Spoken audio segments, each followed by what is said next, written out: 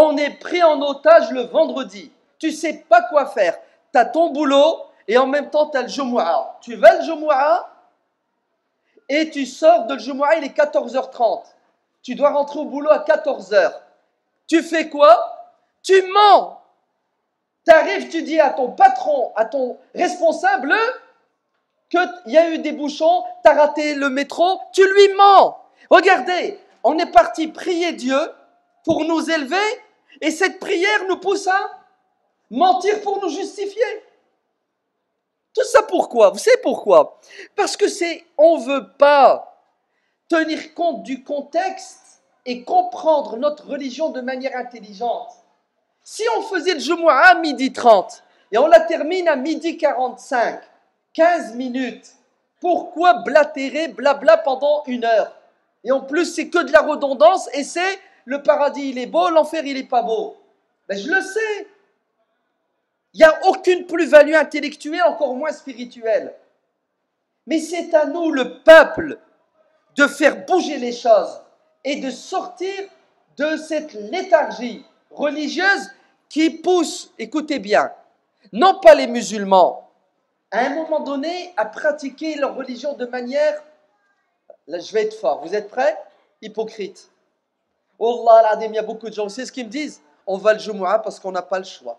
Si ce n'était pas obligatoire, Wallah, je la zappe. Il faut que nous comprenions que le contexte est important, il faut en tenir compte. On n'a pas de problème avec les textes. On n'a pas de problème avec les textes. Nous avons un problème avec les intermédiaires entre Dieu et nous. Je répète, il faut tenir compte du contexte.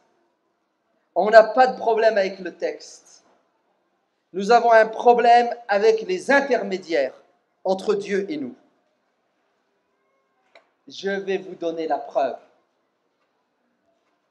Le grand savant Ibn Qayyim al-Jawziyya, dans son livre I'lam al-Muwaqqi'in, le tome numéro 3, chapitre Al-Fatwa, la réponse. Vous vous souvenez au début, on l'a dit. C'est quoi une fatwa? C'est la réponse à une question. C'est la solution à une problématique. Vous vous en souvenez? Hein? La fatwa. Allez, tu viens me voir, tu me dis j'ai un problème. Je fais comment? Je travaille, j'ai le Jumu'ah. Le Jumu'ah commence à 14h. Je vais au boulot ou je vais à le Jumu'ah. Si je fais l'un, je perds l'autre. C'est un dilemme, oui ou non? Un dilemme. Donc, moi, je dois vous apporter une fatwa. C'est le rôle du savant, c'est le rôle du mufti. C'est trop facile de dire aux gens, Dieu a dit, tu dois faire la prière à l'heure. إِذَا نُودِيَ لِلصَّلَاةِ مِنْ يَوْمِ الْجُمُعَةِ فَاسْعَوْا إِلَى ذِكْرِ اللَّهِ وَذَرُوا الْبَيْعَ. Vous voulez la réponse? Le vendredi, arrêtez le commerce, arrêtez votre travail et allez faire la prière. Oui, mais si je fais ça, on me vire de mon boulot. C'est pas mon problème, c'est le tien. Crains Allah et délaisse une chose pour Dieu, Dieu te donnera mieux que ce que tu as délaissé. Oui ou non? Quitte ton travail car il est haram parce qu'il t'empêche de faire le Jumu'ah. Oh punaise, en période de crise. Quitte ton travail. Alors, vous dites quoi? En fait, le problème, vous savez où il est? Il n'est pas dans le verset du Coran que je viens de vous réciter, qui est vrai. Dieu nous demande le vendredi de faire une pause. Alhamdulillah. J'en suis fier, j'assume. Vous savez où est le problème? Il est là, chez la personne qui est devenue un obstacle entre toi et la pratique de ta religion. Ta religion, comme elle t'impose de faire le Jumu'ah, elle t'impose de travailler pour subvenir aux besoins de ta famille et de toi-même. Vrai ou faux? Il y a deux obligations. Comment on fait? Il faut trouver un terrain d'entente entre les deux obligations. Donc il faut des adaptations, il faut des concessions et il faut des dérogations. Est-ce possible de trouver une dérogation? Mais bien entendu. Et admettons qu'il n'y ait pas de dérogation. Laquelle des deux obligations, le Jumu'ah ou le travail, va être sacrifiée? On n'a pas le choix, c'est soit le Jumu'ah, soit le boulot. C'est laquelle qui doit primer d'obligation? Tu t'accroches à laquelle? Au travail, c'est ce qu'on va faire, on va faire un petit sondage. Vous êtes prêts? Levez la main ceux qui disent, mais soyez sincères, hein? Il y a deux obligations, le Jumu'ah, le boulot. Les deux te sont imposés, il n'y a pas d'entente. Levez la main ceux qui choisissent de quitter leur travail pour ne pas rater le Jumu'ah. Vous n'avez pas le choix, hein? Ne me dites pas, je vais... Non, non, ça. Non, c'est pas ça la question. C'est pas si le travail il est indépendant. C'est je suis prof, je commence les cours à 13h30, je finis à 17h30, j'ai le Jumu'ah à 14h et j'ai mon boulot. Je fais quoi? Je suis prof. Alors, il y a deux personnes qui ont levé la main qui disent on quitte notre travail et on fait le Jumu'ah. Les autres, je suppose que vous restez au boulot. Mais peut-être qu'il y en a qui ne vont pas s'exprimer. Levez la main ceux qui continuent à travailler et qui ne font pas le Jumu'ah. Soyez sincères. Baissez la main. Ça veut dire quoi ça? Ça veut dire que si, écoutez bien, si les religieux, hein, les savants, ne veulent pas tenir compte du contexte et chercher dans les textes les dérogations pour permettre aux gens de faire les deux en même temps, vous savez ce qui va se passer? Ben, les gens vont laisser tomber la religion. C'est une question de temps. C'est une question de génération. De génération en génération, on va sacrifier des choses obligatoires parce que le contexte s'impose, que tu le veuilles ou non. Je vais vous donner un exemple tout simple. Le mec, il est là, il te dit, je ne veux pas que ma fille enlève le foulard pour rentrer à l'école. Ok, c'est ton choix. C'est aussi son choix. Tu vas faire comment demain, quand cette même fille, tu vas vouloir l'emmener chez un médecin et tu es dans une ville où il n'y a que des médecins hommes, il n'y a pas de médecins femmes. Et en plus, si tu es un peu plus littéraliste, on va t'imposer, certains savants musulmans, que ce soit un médecin, femme, musulmane. Yallah, tu fais quoi maintenant? Puisque tu interdis aux femmes d'aller à l'école et de retirer leur foulard parce qu'elles n'ont pas le choix. Vous avez vu qu'est-ce qui va nous arriver? Nous allons, c'est une question de temps, oublier la religion par la force des choses.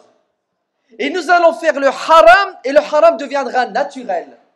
Il ne nous choquera plus. Alors que c'est tout bête, c'est tout simple. Faisons le Jumu'ah à midi 30, à 13h. Ben, c'est ce que le prophète a fait. Le prophète a fait le Jumu'ah avant Dhuhr, avant midi, avant le zénith. Le hadith est dans le Sahih de l'imam Muslim, rapporté par Jabir ibn Abdillah. Ben voilà. Vous voyez qu'on fait attention au texte. Vous voyez qu'on n'est pas en train de parler pour plaire, pour lécher les bottes d'un tel. On est plus soucieux que n'importe qui de faire de vous des musulmans pieux, pratiquants et fidèles. Mais comme le contexte est là et le contexte pèse sur nos épaules, on est obligé de vous donner des solutions. Sinon, ça sera la dissolution. Vous allez être dissous. Dans quoi? Dans un contexte qui peut-être demain vous empêchera de faire des choses encore beaucoup plus fondamentales. Tarawih, prenez la prière de Tarawih, ya ibadallah.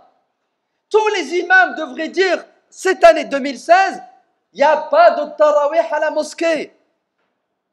Priez à la maison. D'ailleurs, c'est ce que le prophète a fait, bon sang. Il priait chez lui. C'est Omar ibn al-Khattab par la suite qui va réinstaurer le Tarawih en commun à la mosquée pour des raisons valables. Et nous aussi. Faisons le tarawih à la mosquée parce que c'est beau, c'est super, c'est tout ce que vous voulez. Mais à condition que ça n'ait pas des répercussions et des conséquences catastrophiques.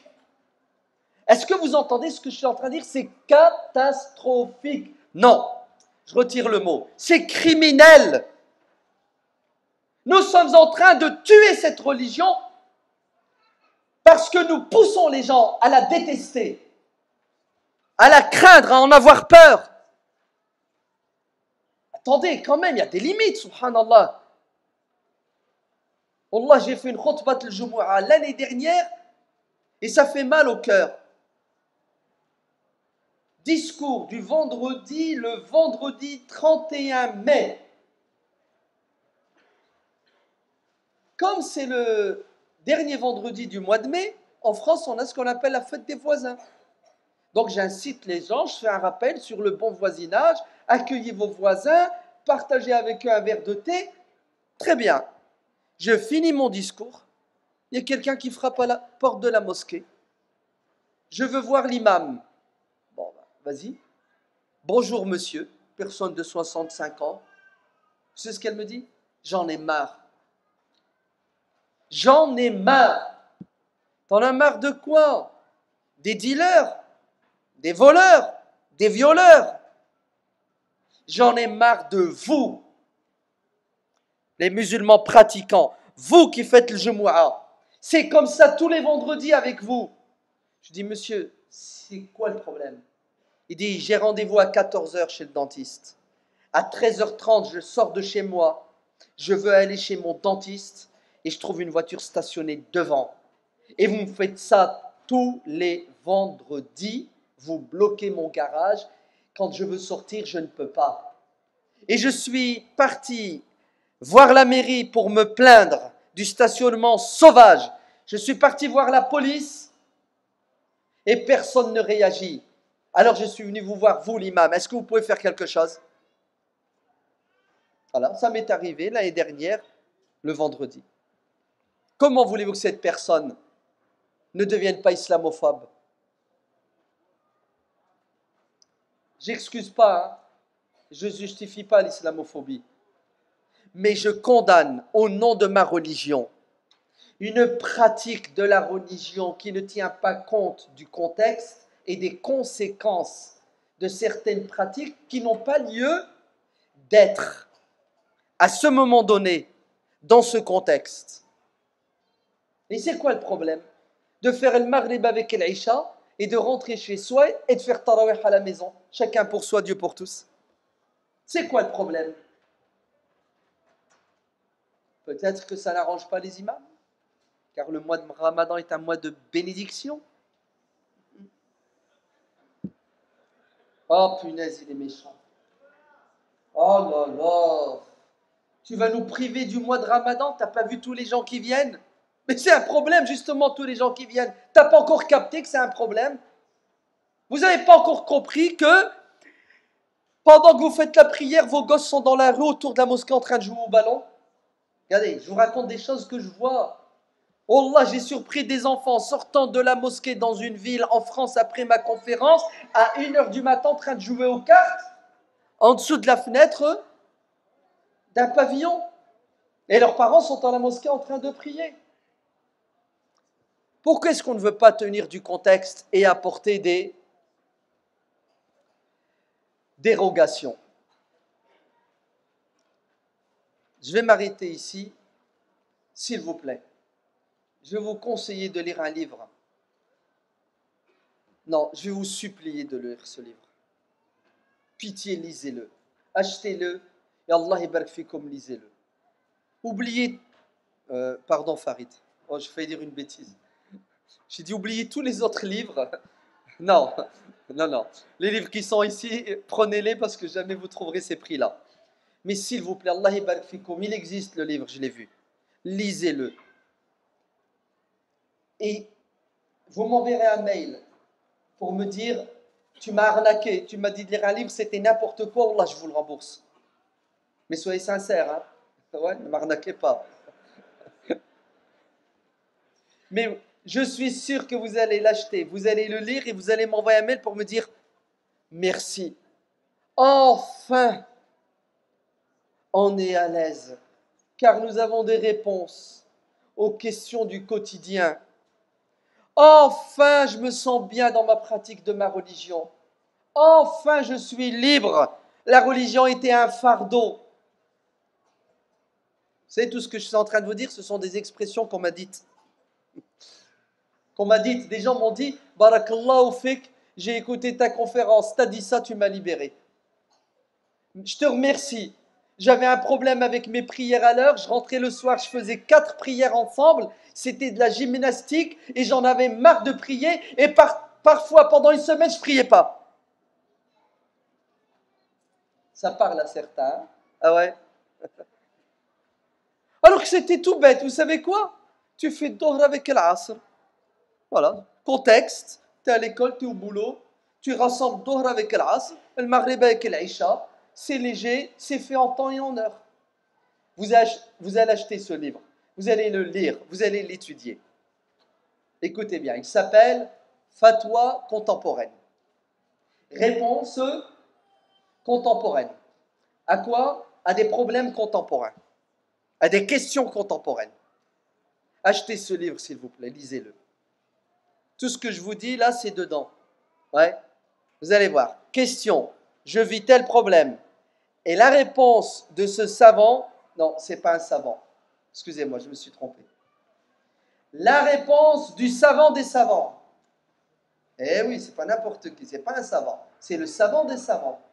Parce qu'il y a savant et savant. Ibn Taymiyyah, on l'appelait Shaykh al-Islam, le savant de l'islam. Oui, et il faut l'appeler Shaykh Had al-Zaman, notre savant musulman de notre époque.